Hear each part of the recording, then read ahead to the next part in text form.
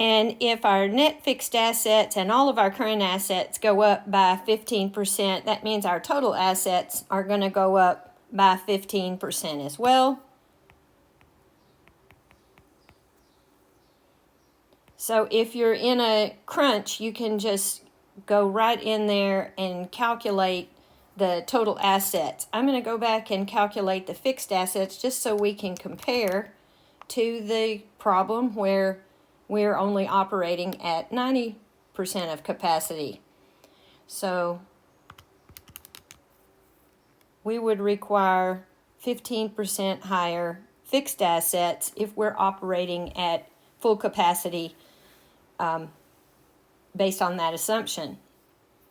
All right, so the first thing we're asked to do is to calculate the external financing needs. And so if it's operating at full capacity, your total assets are going to go up right along with the level of sales, including the fixed assets. Over on the right-hand side of the balance sheet, the notes payable or short-term debt does not automatically go up with sales. The long-term debt, common stock, and anything else on that balance sheet in the long-term section except retained earnings, you're going to leave the same.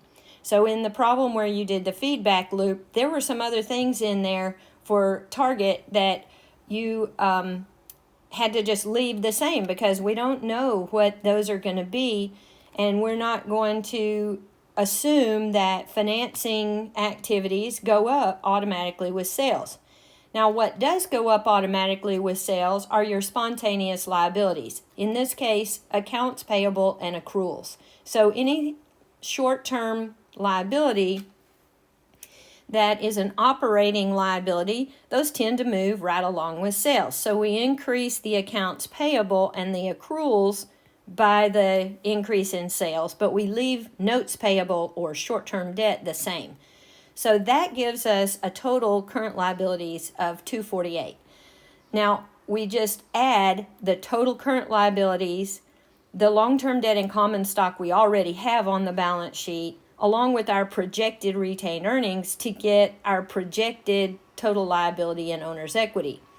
And what some of you did was you accidentally added in the total current liabilities twice because you went up here and added in all of these things instead of starting with the total current liability. So be careful about that on your exam.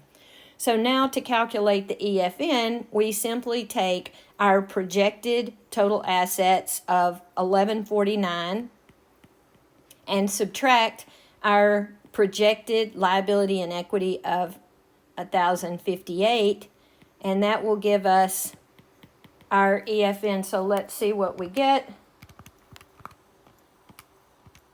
And some of you carried out the decimals on that, so you might have gotten 92 instead of 91 like I got.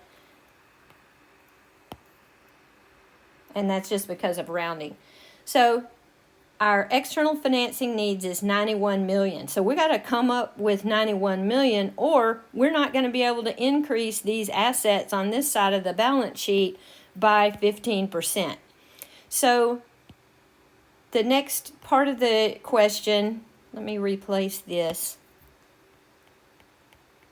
The next part of the question says, okay, we're planning to finance that gap completely with long-term debt. So we don't want our debt ratio to exceed 52%. What's the maximum amount we could add to the debt we already have projected? Well, look what debt we already have projected. We've already got $248 million in current liabilities projected, and we've already got $290 million in long-term debt that's projected. So those two things added together are our total debt that we have projected so far. So remember what the debt ratio is. It's total debt to total assets. So if we multiply this debt ratio that we want to maintain and we don't want to exceed, if we multiply that by our forecast of the total assets, that gives us our forecast of the maximum debt we could have, which turns out to be $598 million. So we subtract out the current liabilities and the long-term debt that we have forecast so far, and that tells us the maximum amount of debt we could add is $60 million. Well, our external financing need is higher than that. So in order to fund that difference, we would have to issue some common stock as well, or some preferred stock, if we didn't want our debt ratio to go up. Or we would have to cut back on the level of assets that we plan. And in that case, we might lose some of our customers to our competitors. So that's something we want to watch out for.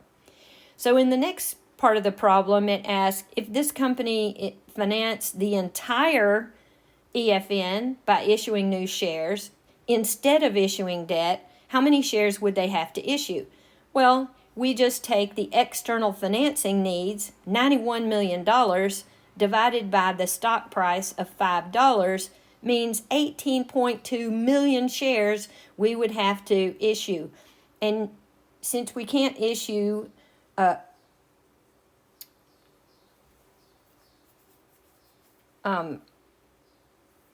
since I've just rounded everything up, I just rounded that up to 19 and added it to the 30, and so approximately 49 million more shares. Now you may have carried that all the way out, and that's fine. So earnings per share for 2025 and 2026 is something we would be interested in, because we want to make sure that issuing all these shares does not reduce the earnings per share that we had. And so if we calculate earnings per share, that's net income divided by the number of shares outstanding. And for 2025, net income was 111 million up here, divided by 30 million shares of stock, or $3.70. If we add 19 million more shares, that's going to give us a higher number of shares that we're dividing by, and based on our estimated net income for 2026 of 131 million, that would leave us with a lower earnings per share. So that's not going to look good. We have depleted our earnings per share because the project may take a few years before we start to see the results in the net income from this project. So in the meantime, we have basically diluted the earnings per share for the original shareholders, which they're not going to be happy about. So that's why you don't want to just go in there and issue shares of stock every time. That's one reason why companies don't go out and issue a lot of shares rather than issuing debt. They don't want to reduce their earnings per share for their original shareholders. So now let's look at what happens if our firm is only operating at 90% of capacity in 2025. So here where we first calculated the net fixed assets, if they're operating at full capacity, then they can't produce anything more unless they increase those fixed assets. So if we're operating 100% of what we can manage, we would have to build out a total of $821 million worth of fixed assets so that we had enough to produce our sales forecast. If we're only operating at 90% capacity, then we have room to add sales and increase our production without having to increase our fixed assets as much. So to calculate the amount of fixed assets needed in that case, that's going to reduce the amount of fixed assets, and it's going to reduce the total assets that are required and reduce our external financing needs. So the first thing we want to do is calculate full capacity sales, and we do that by taking the actual sales for 2025 and dividing by the operating capacity in 2025. So if we wrote it out as a formula, full capacity sales times 90% equals whatever our 2025 sales is. That's what it means when we say in 2025 we're only operating at 90% capacity.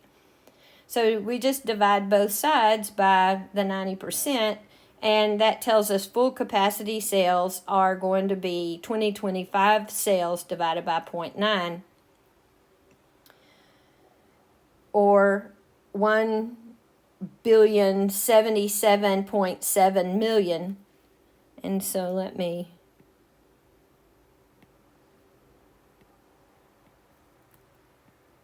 put that back in there.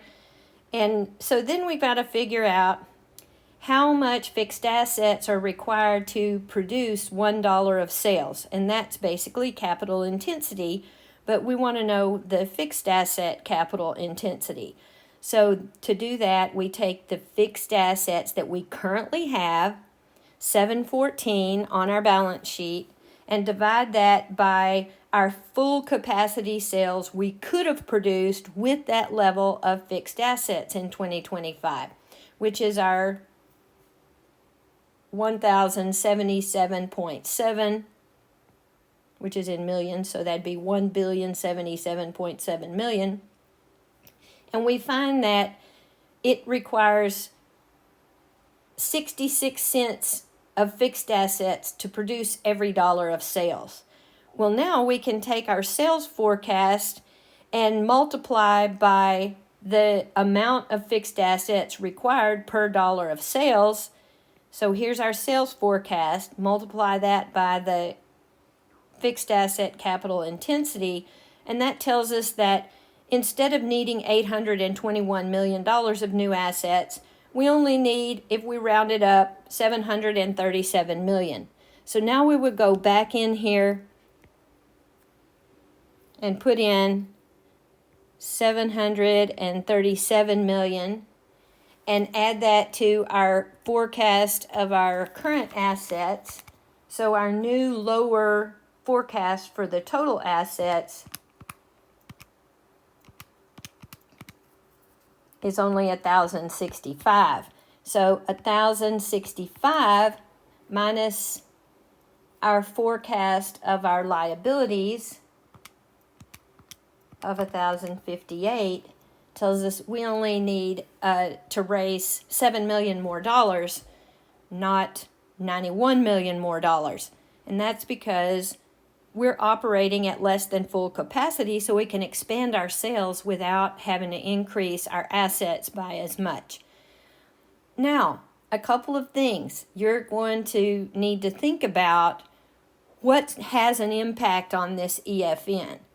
And first of all, what does it mean if our EFN was negative? That means that we have plenty of money available to cover our forecast of our total assets that we need. So we don't need to go out and do any external financing.